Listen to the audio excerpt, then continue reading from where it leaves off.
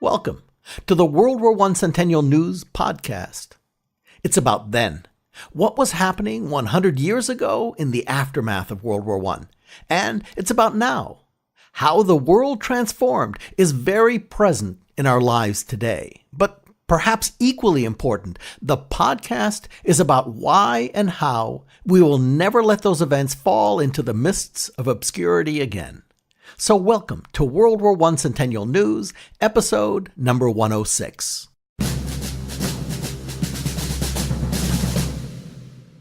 This week on the show, we start off with our overview roundtable for 1919 with Dr. Edward Lengel, Katherine, Akey, and myself. Mike Shuster catches us up on the political situation in the aftermath of the armistice. We'll hear part one of the story of an American riding his way into Germany on a Harley. We'll join a conversation about the National World War I Memorial in Washington, D.C. with lead designer Joe Weishaar and sculptor Sabin Howard. Erin joins us to tell us about a new World War I Centennial website about American Indians. We also have an update about Peter Jackson's film They Shall Not Grow Old, and some exciting news about World War I and education. All this week on World War I Centennial News, which is brought to you by the U.S. World War I Centennial Commission, the Pritzker Military Museum and Library, and the Star Foundation. I'm Theo, the Chief Technologist for the Commission and your host. Welcome to the show.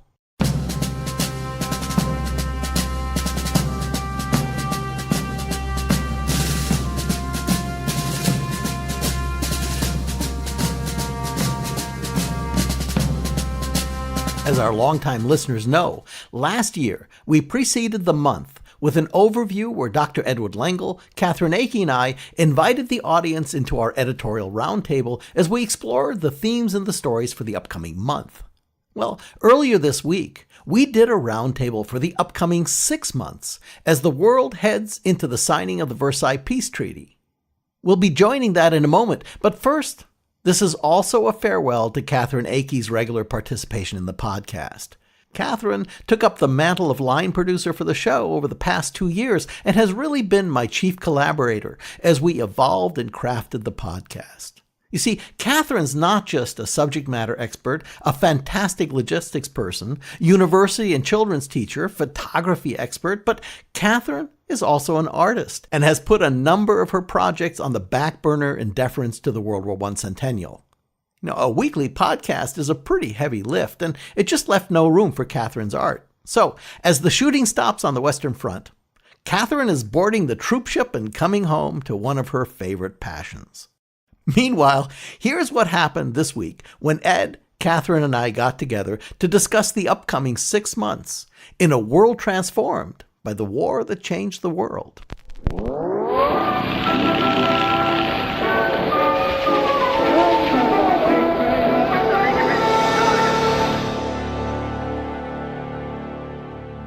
Guys, we have a lot of things that happen over the next 6 months as we head to the signing of the Versailles Peace Agreement. Let's start with some of the things that happen in the U.S. during this period.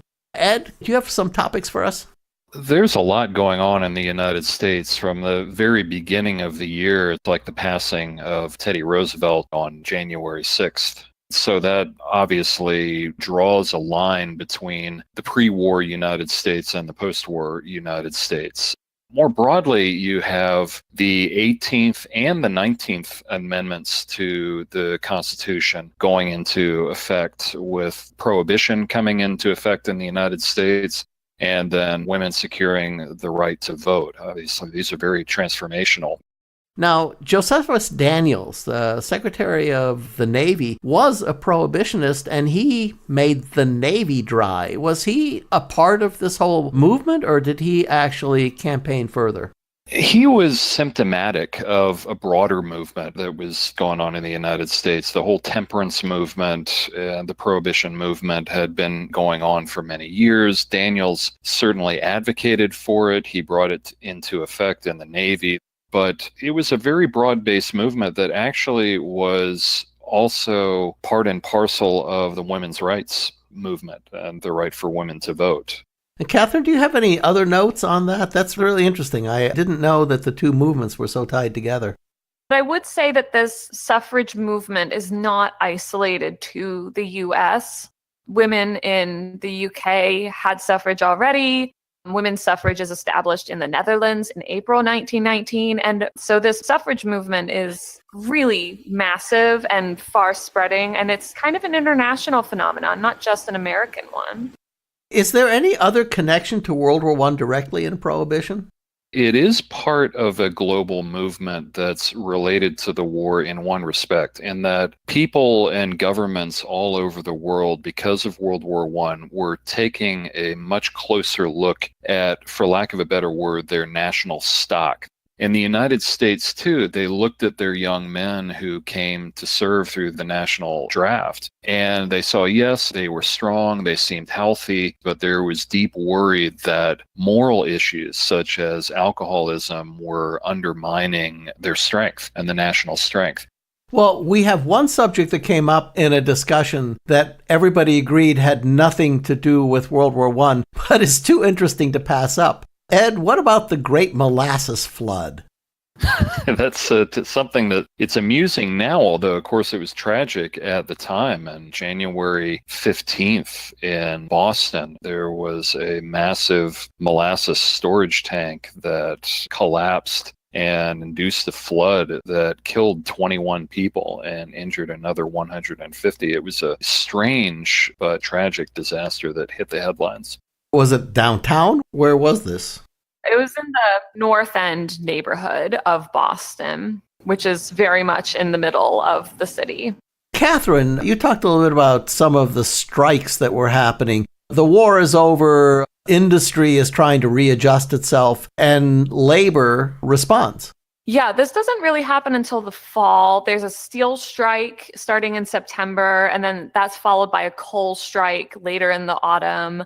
And this was a union-led strike in both cases. Both iron and steel workers actually participated in the steel strike. They were violent. There were actually guns fired, men killed at some of these strikes that the men were holding outside of the various factories. And it was really about reacting to industry consolidations that were happening. And I think that some of those consolidations are direct results of the war and the economic situation that had been going on. Both of these strikes resolve before 1920, but there's definitely some union and industrial upheaval going on in the wake of the war. Let's talk about Wilson for a minute. This is probably the worst part of Wilson's career, including having a stroke. Wilson begins the year in France, and of course he devotes a lot of energy to the negotiations surrounding the eventual Treaty of Versailles, of trying to create, in some ways, a new world order where a war of this type would become impossible. But he's dealing with some very strong personalities: Clemenceau of France, Lloyd George of Great Britain, Orlando of Italy, and others who have very different views of what type of world they want to come out of this Treaty of Versailles. Clearly, it wears him down. He's able to get some of what he was hoping for, but ultimately the treaty becomes a punitive treaty in many respects. After the treaty, he goes on a campaign for the League of Nations, and that further wears him down, trying to secure passage of that treaty through the United States Congress. And the failure of his effort is personally devastating for him. Now, I've heard that he had a stroke. I've heard that he had a breakdown. What was the physical impairment that actually happened to him? It was a series of strokes, but it was probably related also to emotional stress and trauma, all of which contributed to his health problems. Katherine, you told a story about the Army convoy across America. Could you elaborate on that a little bit? Yes, the 1919 Motor Transport Corps convoy is really interesting, and it's really, really important because we didn't have a highway system going into the war. That's why all of our troops moved around the country on trains. And one particular Lieutenant Colonel, Dwight D. Eisenhower of the Tank Corps, comes back and he's thinking to himself, we need to be better prepared. America is gigantic, and we didn't have paved roads connecting us coast to coast. So a group of about 30 or 40 expeditionary officers and 300 or so men form this convoy, and they drive from Washington, D.C. to San Francisco over the course of the summer of 1919 to figure out what is the status of roads and bridges across the U.S. and how do you go about building a highway system? Was that the birth of the highway system? Yeah, the original concept was to make sure that we could move an army across and around the country without the kinds of issues that you would encounter with unpaved roads and wooden bridges that break under pressure. And Eisenhower is a huge proponent of this idea. We'll definitely be following that story as it comes along this coming year. Ed, what about Congress? Congress basically turned on Wilson, or the nation elected in an opposition Congress, both House and Senate. What's the effect of that? And obviously that leads directly into Versailles itself. It's a pretty startling rebuke to President Wilson, in which Wilson had appealed to the country to elect a Democratic Congress. Instead, the American people return a Republican majority in Congress, which really deeply undermines Wilson's attempts to pursue his own vision for a post-war world. The Republicans tend to be much more skeptical of the national war effort. Their focus is to return to a policy that prioritizes the United States and the growth of the American economy and to pull out of all international obligations, while at the same time demanding a repayment of Europe's debts to America. Let's talk about Versailles. In fact, we're going to have a whole segment over the coming months called A Seat at the Table. There were a lot of people who joined the war effort simply to get a seat at the table, but we never signed that treaty. How did that happen? Wilson is in some ways negotiating the treaty personally, but he's not speaking with the voice of Congress. And so after the conclusion of the Treaty of Versailles, when he attempts to bring this treaty back home and again campaign particularly for the League of Nations, Congress simply isn't interested. In some ways, some members of Congress are already viewing our participation in this war as a mistake. So Wilson really doesn't have a chance in getting the League of Nations through Congress, and indeed Congress does reject it later in the year. Katherine, there's a lot going on in Germany, and Germany is in its own upheaval, isn't it?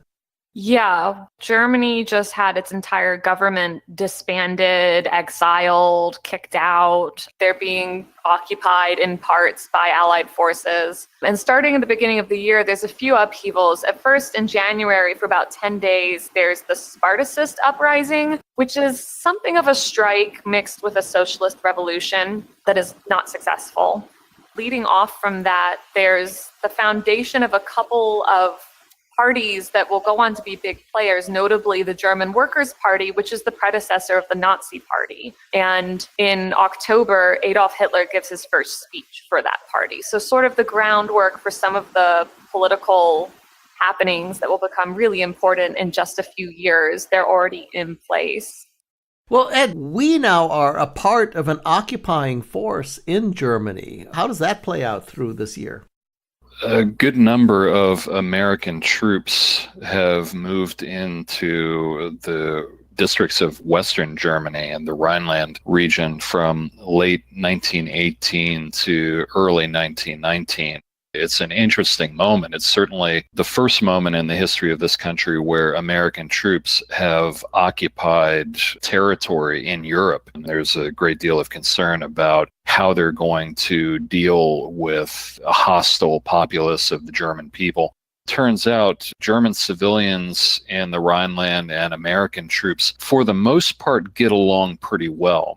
There are tensions related to Black American troops who are part of the occupying force. In some ways, the Americans worry more about them than Germans do. The Germans are much less happy to have French troops occupying that region, as well as trouble with British and other troops. But the occupation goes reasonably well, except in the sense that the American soldiers are very eager to get home as soon as they possibly can. Speaking of the troops wanting to come back home, when they do, a lot of things change in America, including some race riots. How does that play out? This is one of the most upsetting and tragic aspects of America in 1919, and it's directly related to the return of African American troops back to the United States. And these African Americans had served with the 92nd and 93rd Divisions. They had served honorably under arms in Europe, and they felt like they had done their part for the country. But the sight of African Americans carrying weapons in the United States becomes a trigger for race riots all across the country that results in hundreds of deaths, primarily of African Americans, but sometimes also whites, because at times the blacks fight back. This is often referred to now as the Red Summer, the summer of 1919. And it's an indication of just how deeply divided American society is over race. The Ku Klux Klan reaches the height of its power throughout the country, and it's a troubling sign for America's future. You know, we talked previously about how America's relationship to post-Tsarist Russia is tense. Our relationship to socialism and communism is fraught from the beginning, and that's actually a huge concern during these riots. The media, the press, the federal government, everyone's quite worried that there's a socialist and communist influence on the Black civil rights movement that's forming because of the Bolshevik Revolution in Russia. And they're really scared that there's foreign anarchists involved, because actually earlier in the year, in April, there had been somewhere around 30 to 40 dynamite-filled bombs mailed to various politicians like an attorney general, John D. Rockefeller, various important people, newspaper editors, businessmen, and they were sent by various foreign anarchists inside the country. So there's a real sense of what might be the very first Red Scare.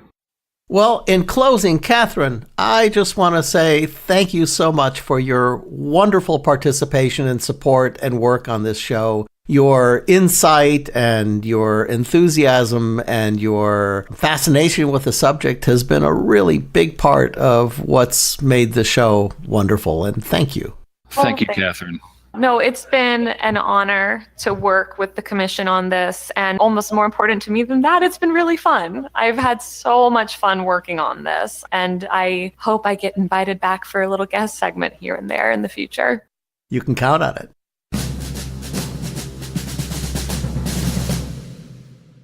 Now, we're joined by Mike Shuster, former NPR correspondent and curator for the Great War Project blog.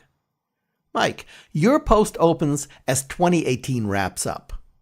Democrat President Wilson has just lost both houses of Congress to the Republicans weeks prior to the armistice. Nevertheless, he is still determined to push his vision, views, and agenda for a world transformed to the many interests that are involved in the Versailles peace negotiations. Now, historians will tell you that Wilson surely expected this to be challenging, but the hurdles, the resistance he faces, even from men he thought personal friends and allies, men he considered supporters, indicates a very rough road ahead for the American president, as your post so wonderfully illustrates. Mike, welcome to 2019. Thank you, Theo. The headline reads, "The Great Questions Emerge. Who won the war? Wilson in Britain, new states appearing. How to handle them. Wilson agitates for a League of Nations." And this is special to the Great War Project. With the American president Woodrow Wilson now in Europe, the debate sharpens over which of the Allies was most responsible for defeating the Germans.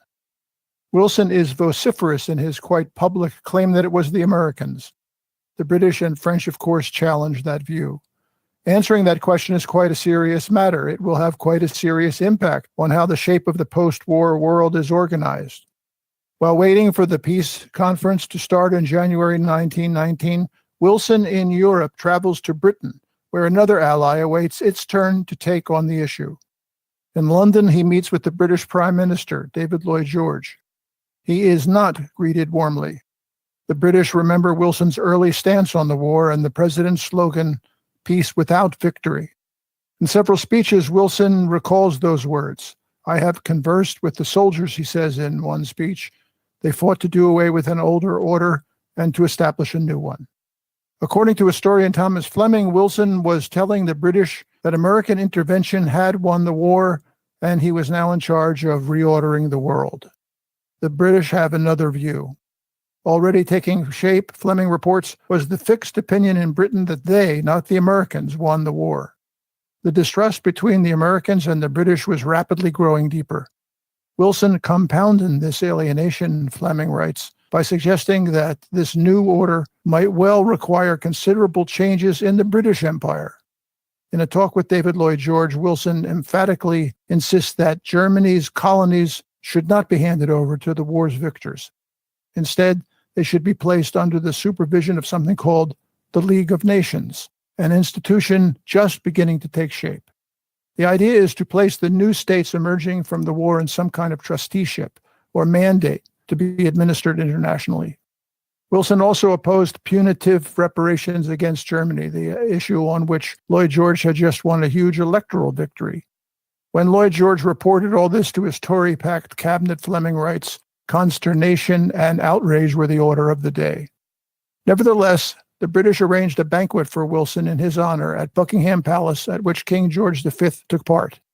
Wilson was greeted in a friendly manner, but not effusively, no warm glow of friendship.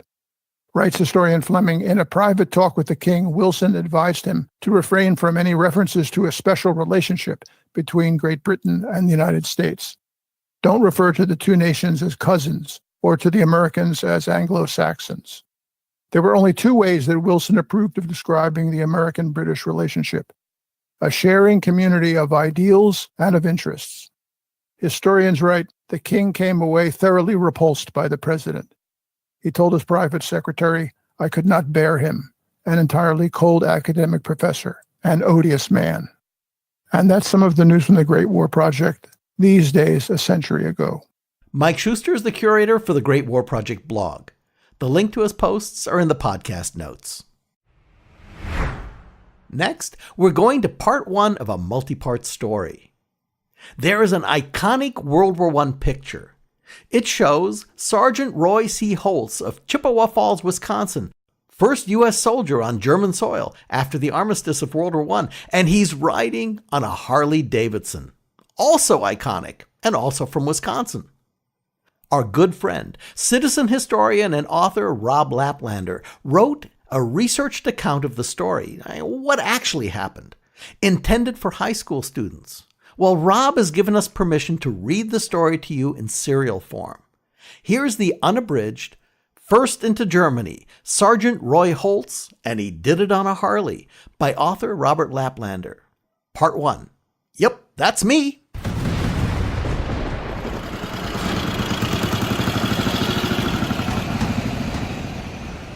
Now, the war had been over for a long time when he was told his picture was in the magazine, right there on page 4.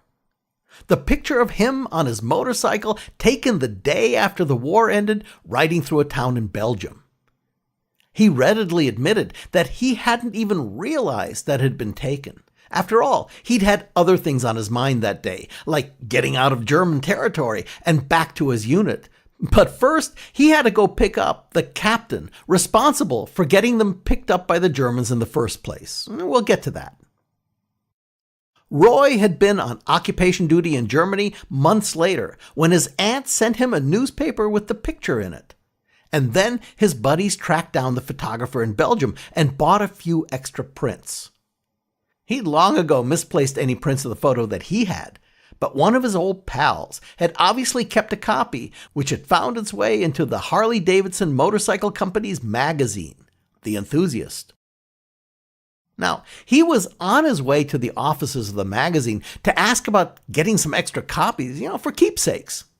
Now, when he got there and made his request, they didn't believe him at first. They didn't believe his picture was in their magazine. He was just another old-timer who was mistaken. Then he leafed through the magazine to page 4 and he showed them. See, here it is. That's me, he said, pointing the grainy picture. That's you? They asked incredulously. Sure is. Somebody had scrawled across the bottom of the photo, the first Yank and Harley Davidson to enter Germany, 11/12/18. Well, okay, then they begged him for his story, and bit by bit, he filled them in. At the time, nobody realized or cared that the date written on the photo was misleading. He'd been behind German lines on the 12th, being held at the main German army headquarters in German-occupied Belgium. But it wasn't until November 21st that he'd actually entered Germany proper. But that didn't really matter after all these years to the magazine people. Standing there in the office of the enthusiast was a bona fide hero, the first American soldier to enter Germany following the armistice that ended the First World War, former Sergeant Roy C. Holtz, and he'd done it on a Harley Davidson. Roy C. Holtz was born and grew up in Chippewa Falls, Wisconsin. He was the son of German immigrant parents, Frederick and Mary Holtz. He had 3 sisters, Martha, Vida, and Irene, and 2 brothers, Edward and Ezra. German was naturally spoken around the house, therefore all the Holtz family grew up bilingual. This wasn't uncommon at the time, especially in areas with heavily Germanic populations, and Wisconsin was very heavy in German heritage in those first decades of the 20th century. Outside of that, the Holtz boys grew up like any other boys at the time, fishing, swimming in the summer, hunting, doing chores around the house, and playing the new national pastime game of baseball. But on April 6, 1917, German heritage became a problem. That was the day America declared war on Germany, thus joining the First World War. Now, she hadn't wanted to. In fact, President Woodrow Wilson had been elected to a second term in 1916 largely because he had kept the U.S. out of the war in Europe that had been raging since August of 1914. It hadn't been easy, though. At the beginning of 1915, the Germans announced that they considered the sea around the British Isles a war zone and that they'd sink any merchant vessel in that zone, regardless of whether it flew the flag of a neutral country, those countries not involved in the war like the United States, or not. This practice culminated in the May 7th, 1915 sinking of a British passenger liner, the RMS Lusitania, bound for England from New York. 124 Americans perished in that incident, which caused a national uproar in the United States that President Wilson was only able to calm down by obtaining a guarantee from the German government that it would suspend the unrestricted submarine warfare. According to the new guarantee given Wilson, the German U-boats would not attack ships flying the flag of neutral countries. That was First into Germany, Sergeant Roy Holtz, and he did it on a Harley, by author Robert Laplander. Part 1. Yep, that's me. Rob Laplander is a citizen historian and author of The Lost Battalion, and importantly, the man behind Doughboy MIA. We have links for you in the podcast notes about his story, Harley, and Doughboy MIA sites. Join us again next week for Part 2 as Ray Holtz learns to ride a motorcycle. But the question remains, what were those men doing behind the enemy lines in the first place? Well, you just have to keep listening to find out. All right, let's fast forward into the present with World War I Centennial News Now.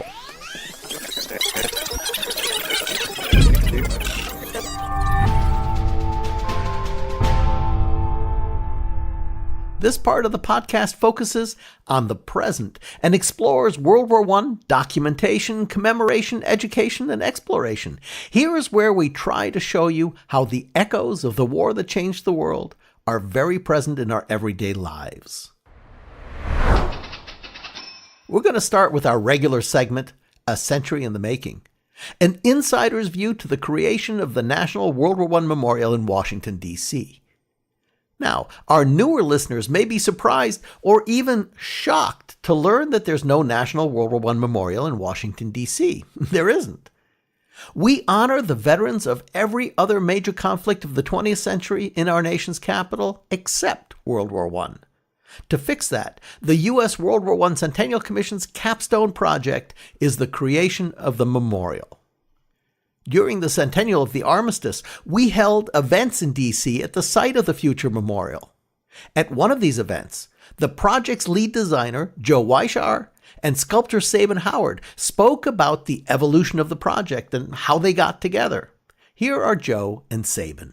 Back in June of 2015, I was working in an architecture firm in Chicago, and I came across a competition online, and it said World War I Memorial. And I said, okay, that's interesting. And followed the link, and it said National World War I Memorial in Washington, D.C. I didn't know that there wasn't a World War I Memorial in Washington, D.C. I didn't know hardly anything about World War I at all. Maybe a week and a half, 2 weeks worth of high school education devoted to the subject, tucked somewhere between the start of the century, Great Depression, World War II. They just sort of jammed it in there.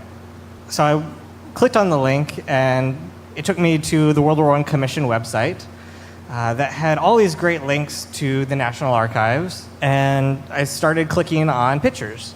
And I don't know how many hours later, I looked up, probably after 10,000 pictures, the one that got me into this process more than any other image that I ever looked at. And it's of two young guys down in a trench, covered in mud, but they're doing relatively normal things. And I had this very instant, powerful connection to them because the caption just said, two rural farm boys in the trench in World War I. So I'm from Arkansas originally, and I thought to myself, if I was alive 100 years ago, I could have been one of those guys. They look like they're 25 or so. I was 25, and that would have been my life. And so I felt a very deep personal connection with them. And so then I followed the other links, and being an architect, I submitted design and didn't think anything of it until they called me back 2.5 months later and said, "Are you sitting down?" I think at the start we had something crazy like 324 linear feet of sculpture. It was insane. And so I sat down with the commission at the very first meeting, and they said, "How are you going to do this?"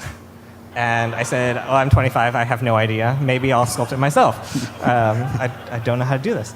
And so I did what any 25-year-old would do. I Googled sculptor and got this huge range. And so I said, okay, well, we're going to have to use Americans on this. So Googled American sculptor. And it had these amazing sculptors, Daniel Chester French and Auguste Gaudens. And I said, okay, I'm going to call up Gaudens, and this is going to be great. And he died in 1901 or something. So then I had to Google American sculptor living, and it came up with the National Sculpture Society, and I went through all of their web pages, and then I came to Sabin's web page, and instantly I knew if I could do this myself, this is what I want it to be. This is who needs to do this memorial. And Sabin can sort of take it from there with the phone call. Yeah. This is a really interesting combination, the two of us. And I call this a miracle that we've gotten to this place, because Joe actually had the vision to think of something that's not the usual. It's not corporate at all. This is truly from the heart and carries the passion that is necessary to instill in the visitor a reaction. And so you got a title that we're dealing with when we came into the project called The Forgotten War. Well, I'm about to change that title. It's no longer going to be forgotten after we get this memorial in place. This project needs to explain to the world that wars are not just about big governments, they're about human beings and people. And I think that's what really struck Joe, that here's an artist that makes sculptures from people. Can you flip back to that last picture? Your left, bottom, there's a girl there. That girl, to me, reminded me of my young daughter. The soldiers walking back reminded me that this was about people. And I had been working in a studio for basically the last 35 years looking at naked people. And that wasn't going to work for this project. So we had to change it. And this was one of the drawings that I did to win the project with Joe. And as you can see, those are real people. That's Mark Savaris on the right, who's from Throgsmix in the Bronx. That's Pete, who works as an engineer at a college right underneath the bridge that goes out to Staten Island. And in the middle is Ognajen, who's an immigrant from Serbia, who's actually one of the kickboxing world champions of the world. So this is how I do my art. I connect with real people and I pose them. And if you come tomorrow night, you'll see that we're going to do that exactly with real 21-year-old, I call them kids. They're kids. That's who entered this war. So that's where I started. Real estate for monuments in Washington is, you got to pass through a real tempering to get to the other side, which we're very close now to getting to the other side and starting the sculpting. Thank you. So here I am, and I go to Washington, and I'm truly excited. I'm like, I've won the lottery. No, you haven't won the lottery. You're about to get initiated. I didn't really know what to do, and everybody's got an opinion. They're all telling you, do this, do this, do this. Well, if you listen to everybody, the vision gets lost. So one day in my studio, I have this poster up, and I looked at that poster, and I hear inside my head this voice that goes, do what you know. And I looked at the poster of Michelangelo's Last Judgment, and the Last Judgment is about all of humanity, intertwined as pretzels. They are all connected. They're not alone. So I started from that moment on to use the models, posing them not as static figures, but as breaking the space and intertwining. Then I met with Edwin Fountain, and Edwin was like, well, you know the Grant Memorial in front of the Capitol building? That's what I like. So that was my litmus, and then underneath it is the Parthenon, which is what I knew would bring the heroism and the power that was necessary to impart that message to the visitor. So then we started this really long process of iterations with Edwin Fountain and the Centennial Commission, and they put us through our paces. But as we moved along, the story got really sharp, and every single figure started to have a meaning to tell that story. And the story, as it grew larger, and I'm in a household with a novelist, my wife is a novelist, I really had to listen to her. She told me, you're doing the hero's journey, and once I realized that and heard those words, I knew I was on the right path. So I would take the pictures in my studio, took 12,000 pictures, and I would flip the pictures to Joe via the internet, and then he would help me assemble them. I don't want to hog the microphone. Well, no, it's fine. You want me to go back to the... Yeah, you can talk too. Oh. No, I don't have anything All right, to you don't have this. to. You did great. Thanks. So what happened is we got something that was very structured. We have a very clear beginning, middle, and end. We have a very clear message in the middle of transformation with the symbolism. And then each of the individual figures as well tells a unique story. One of the things that I wanted to bring to the memorial and for it to convey was exactly as Sabin said, all of these emotions and that the faces are real. And when you look at it, you will see somebody that you know in it, in one of the faces, be it a parent, a grandparent, somebody currently serving in the military, somebody who has in the past, because this isn't just a memorial for World War I. It is a story of all of us. Yeah, so I did these drawings, and the drawings were the final passing through Centennial Commission. That was our blueprint, done over 700 hours. And so I used that drawing to go into the next phase, which was the creation of the maquette in New Zealand, and that was squeezed into a 6-month period.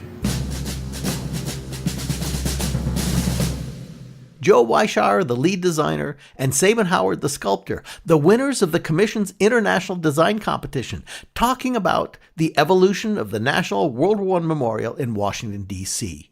Learn more about the project at ww1cc.org/memorial, all lowercase, or by following the link in the podcast notes. For Remembering Veterans. Now, the Commission's website at ww1cc.org is host to dozens of incredible information resources. websites created and curated by invitation and living on our server, like those of the many state Centennial commissions, or sites that honor and commemorate special groups like Polish, Italian, or Asian Americans who served. Sites about special topics like medicine or nurses in the war, or about service animals, horses and mules. And so today we're really pleased and excited to welcome another wonderful information resource to the fold. At ww1cc.org/American Indian, all one word, all lowercase, you'll find an exciting new resource focused on commemorating and sharing the service and experience of American Indians in World War I. With us is Erin, archivist at the Sequoia National Research Center at the University of Arkansas in Little Rock, to tell us about it. Erin, welcome to the podcast. Thank you for having me. Erin, tell us about the project and how you got involved in it. Well, it began in the fall of 2017 when we put together an exhibit on the code talkers of World War I. We wanted to do something as a commemoration to the centennial of the war, and we decided what better topic than to talk about the code talkers, who had a very unique role. The code talkers were typically thought of as World War II, but these are the code talkers from World War I. Right. The Navajos in World War II kind of steal the spotlight, but the Code Talkers program began in the First World War. So due to their success in the First World War, it was used again on a much larger scale in the Second World War. And that's how it started, and then it expanded from there. Correct. Because of the publicity that we received from that exhibit, Veronique Lozano, who is the administrator for the Facebook page World War I Native American Warriors, contacted us on behalf of the commission, asking us if we would be willing to create a website on American Indian involvement in the war. Tell us a little bit about your organization. We began in 1983, and we are now the world's largest collection of Native American newspapers and periodicals. In addition to that, we also collect manuscript collections, DVDs, music, anything that can be considered a form of expression of Native Americans. What was the Native American experience like during World War I? Well, there were approximately 12,000 American Indians that served during the war. Many of those were recruited from the federal boarding school system. And these boarding schools were created as a way to assimilate American Indians into mainstream white society. The U.S. needed to build a military because we did not have a large military at that time. And so one of the places that they went to were the boarding schools to recruit these students. What kind of roles did these folks play during the war? Well, they honestly served in every capacity you can think of, from on the front lines as scouts and as snipers, machine gunners, postal workers, musicians, doctors, field clerks, veterinarians, which to me was a surprise whenever I found that. When I go to this new website, which is amazing, by the way, what kind of stuff will I find? How is it organized? We begin with a timeline where we talk about what led up to World War I, not necessarily the military and political aspects in the world, but what was happening in American Indian history. Another thing that we go through are we talk about some of the larger boarding schools that were educating these men that served. And one of the things that we really wanted to bring to this website was a personal voice and to individualize the men that served and not just lump them all into one category.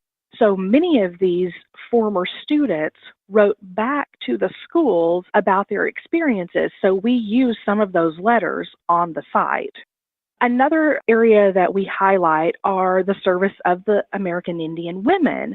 We have found so far 11 that served as nurses, and all but 2, I believe, of the ones that we found served overseas in France during the war. And so we created a short bio on each of these women, and some of them have photographs as well. And we know there are more out there, so we're continually looking, and we'll continually update the website when we find more information. Tell us about the memorial map, because it's great. we decided to create a map of all of the Native veterans memorials that we could find across the United States.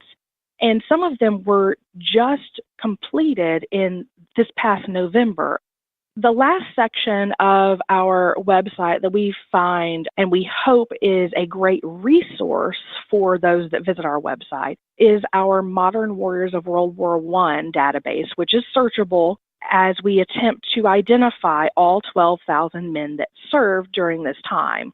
But currently there are about 3,500 names, and we are asking the public to help us with this because we know there are hopefully 9,000 more names to find. So you dug into this and you immersed yourself in this and putting it all together and did an amazing job. What struck you personally as the most memorable aspect of having really immersed yourself in this information? I guess I have to say the musicians that I discovered were probably one of my favorites to learn about, and I still think there are more out there that we haven't found.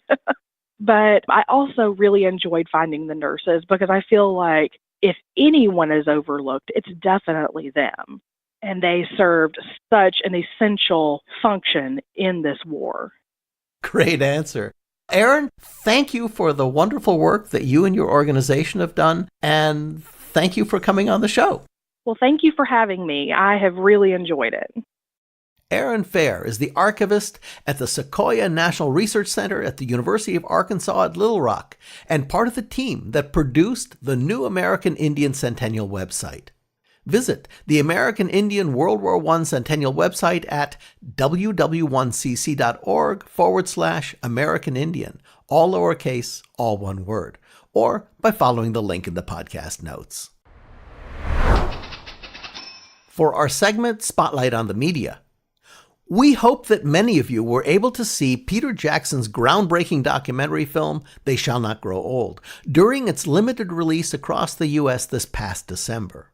I had a chance to see it in Oxnard, California, and I have to tell you, it was as incredible and as powerful as advertised. I think maybe more so. Though the showings were limited to just 2 days, and limited in the number of theaters where you could go see it, the response, interest, and enthusiasm for this World War I documentary resulted in a 2-day, 4-showing gross of an incredible $5.7 million, setting a record as the highest-grossing U.S. event cinema ever, both for Fathom events and for the event cinema industry. Now, what do I mean, event cinema? Event cinema is a special category of film distribution aimed at special interest and enthusiast audiences and made possible because special film events can be pushed out to digital theater screens electronically without the extremely costly process of making and shipping around film prints. For those 750,000 of you who went, you might have noticed that our very own Gary Sinise narrated 3-minute short film about building the National World War I Memorial in Washington, D.C. ran in the pre-show. Because of its unparalleled success, the film will be getting a reprise showing through Fathom events on January 21st. Also, Warner Brothers is exploring putting it into regular film distribution, with the first showing in major metro areas scheduled for February 1st. Help us get the word out. You'll be doing those who follow your recommendation a really great favor. And if you haven't seen it, go get your tickets right now for the January 21st showings. Tickets are available through Fathom Events, the guys that stream stage shows and special events and operas and entertainment into movie theaters. You've seen their previews. Google Fathom Events, FATHOM, or use the link in the podcast notes. But book your tickets now. They sold out last time, and they're going fast this time. This week in Education in World War I, we have some news to share from National History Day, a nonprofit organization that operates an annual project-based contest for students in grades 6 through 12. 18 educators from across America have been selected to participate in Memorializing the Fallen, a teacher professional development program from National History Day. The program is sponsored by us, the U.S. World War I Centennial Commission, and the Pritzker Military Museum and Library. The program takes educators on a journey of a lifetime to rediscover the history of World War I and invigorate its teaching in American classrooms. Throughout the program, teachers attend virtual lectures, participate in discussions, and research a service member who never returned home. And in June of 2019, these 18 selected educators will get to go to Europe, where they're going to walk in the footsteps of history, making stops at battle sites and monuments across the Western Front. On the final day of the program, the teachers will attend the 100th anniversary of the signing of the Treaty of Versailles at the Palace of Versailles. This highly competitive program pays for the travel to those locations, as well as lodgings, meals, books, and more. Learn more about National History Day, the Memorializing the Fallen program, and a big congratulations to the selectees. You can find it all in the link in the podcast notes. And that wraps up episode number 106 of the award-winning World War I Centennial News Podcast. Thank you for listening. We want to thank the following: Dr. Edward Lengel, military historian and author; Katherine Akey, World War I photography specialist, educator, and artist; Mike Shuster, curator for the Great War Project blog; Rob Laplander for graciously allowing us to serialize his short story about Roy Holtz; Joe Weishaar and Sabin Howard, the lead designer and sculptor behind the new World War I memorial in our nation's capital; Erin, archivist at the Sequoia National Research Center at the University of Arkansas at Little Rock; and everybody involved in the making and distribution of Peter Jackson's amazing They Shall Not Grow Old. Special thanks to Mac Nelson and Tim Crow, our interview editing team. We want to welcome the new line producer for the podcast, Catalin Laszlo. Our research and writing team, J.L. Michaud, and newly joining us, Dave Kramer. And of course, this week we say so long to Katherine Akey. A great big thank you, Katherine, for all that you've brought to the show. And I'm Theo, your producer and host.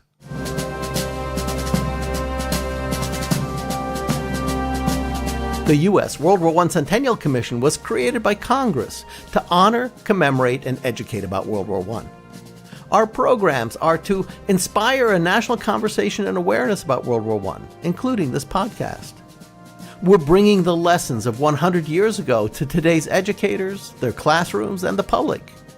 We're helping to restore World War I memorials in communities of all sizes across our country. And of course, we're building America's National World War I Memorial in Washington, D.C. We want to thank the Commission's founding sponsor, the Pritzker Military Museum and Library, and also the Star Foundation for their support. The podcast and a full transcript of the show can be found on our website at ww1cc.org/CN. You'll find World War I Centennial News in all the places you get your podcasts, and even using your smart speaker by saying, play WW1 Centennial News Podcast. The Commission's Twitter and Instagram handles are both at WW1CC, and we're on Facebook at WW1 Centennial. Thanks for joining us, and don't forget, keep the story alive for America by helping to build the memorial. Just text the letters WWI or WW1 to the phone number 91999. It's easy.